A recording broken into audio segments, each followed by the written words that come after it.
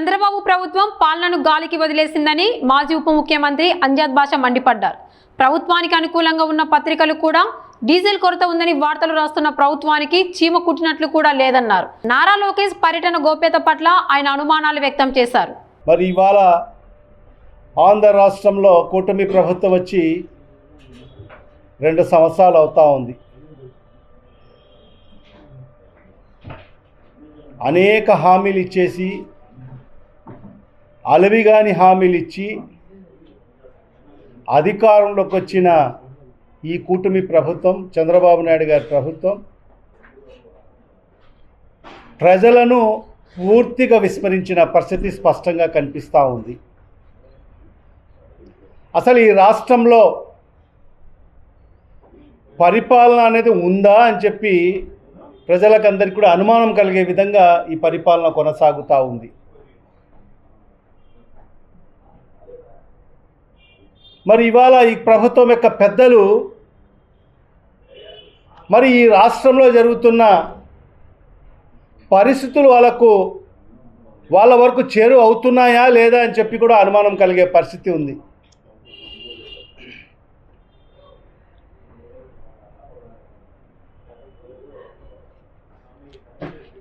మరి ఇవాళ ఈ రాష్ట్ర పరిస్థితి చూస్తూ ఉంటే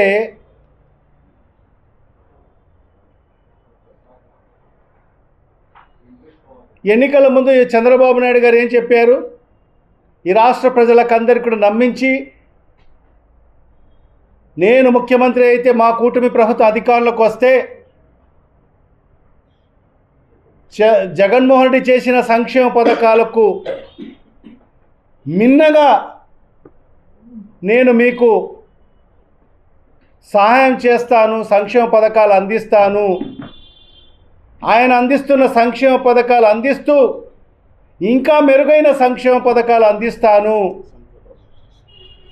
సంపద సృష్టించి మరి ఆ సంపద సృష్టిలో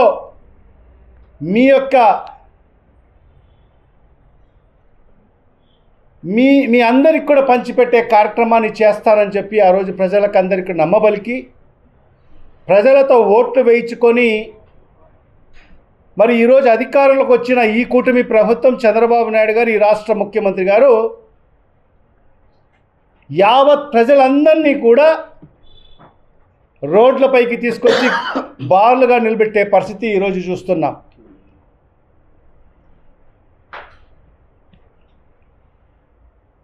దేశంలో ఎక్కడ లేనటువంటి కొరత మరి డీజిల్, పెట్రోల్ కేవలం మన రాష్ట్రంలో ఉన్న పరిస్థితి స్పష్టంగా కనిపిస్తూ ఉంది. ఎక్కడ చూసినా కూడా వందల మోటార్ సైకిల్స్, కార్లు ప్రతి పెట్రోల్ పంప్ కాడ బార్లుగా నిలబడిన పరిస్థితి స్పష్టంగా కనిపిస్తూ ఉంది. మరి ఈరోజు చూడండి, ప్రతి పెట్రోల్ బంక్ కాడ కూడా మరి ఇదే పరిస్థితి. కొన్ని వందల వాహనాలు క్యూలో నిలబడి మరి అనేక చోట్ల నో స్టాక్ బోర్డులు. మరి ఇవాళ ఇక్కడ మీరు చెప్పచ్చు, ఇది మీ పత్రిక, సాక్షి పత్రిక, మీరు ఏదైనా ఫోటోలు పెట్టచ్చు అని చెప్పి మాట్లాడచ్చు. మా సాక్షి పక్కన పెట్టినా మీ యొక్క పత్రిక ఆంధ్రజ్యోతి మీ పత్రికే ఈ ప్రభుత్వానికి వెనకేసుకొస్తున్న పత్రిక. చంద్రబాబు నాయుడు మీద ఈగ వాలనీయదు ఈ పత్రిక. మరి అలాంటి పత్రికలు కూడా చూడండి, కొరత తీవ్రం అని చెప్పి ఏ రకంగా ప్రజలు బార్లుగా నిలబడిన ఫోటోలు కూడా మరి ఈ ప్రభుత్వానికి కాపాడుతున్న పత్రికల్లో కూడా వచ్చిన పరిస్థితి. మరి అదేవిధంగా ఇంకొక పత్రిక ఈనాడు, ఈ పత్రిక కూడా ఈ ప్రభుత్వం మీద ఈగ వాలనీయదు. మరి ఆ పత్రిక కూడా స్పష్టంగా ఇంధన కొరత, అంతటా కలత, మరి ప్రతి పెట్రోల్ పంప్లో కూడా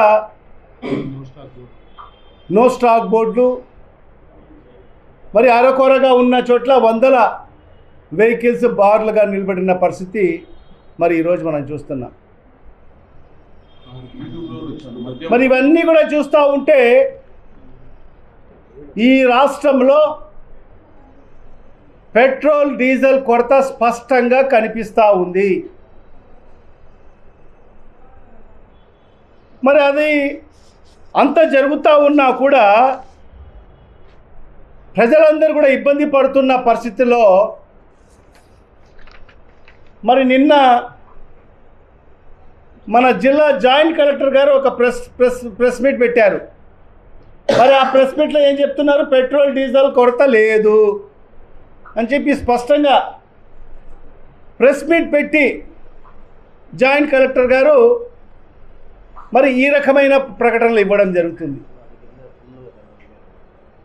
అంటే జిల్లా యంత్రాంగానికి కూడా మరి ఈ ఇంధన కొరత విషయంలో అవగాహన లేదా, లేక అవగాహన ఉన్నా కూడా ఈ ప్రభుత్వాన్ని కాపాడేదాని కోసము మరి ఈ అధికారులు పనిచేస్తున్నారా అని చెప్పి ఈ రాష్ట్ర ప్రజలకు అనుమానం కలిగే పరిస్థితి ఉంది.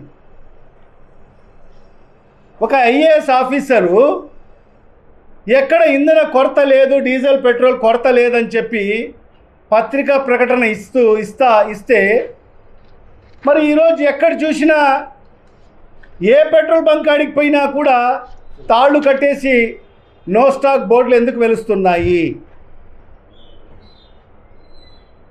మరి దీని మీద ఖచ్చితంగా ప్రభుత్వం సమాధానం చెప్పాల్సిన అవసరం ఉంది. కానీ ఇవాళ మన ప్రభుత్వంలో ఉండే పెద్దలందరూ కూడా చూస్తే కొందరు విహారయాత్రలకు వెళ్ళారు సింగపూర్కు. మరి మన రాష్ట్రానికి సంబంధించిన ముఖ్యమంత్రి డైవర్షన్ పాలిటిక్స్లో ఆయన బిజీ అయిపోయాడు. మరి ఇంకొక నేను ప్రశ్నిస్తానని చెప్పి అధికారంలోకి వచ్చిన ఆయన రెస్ట్ తీసుకుంటున్నాడు హాస్పిటల్లో.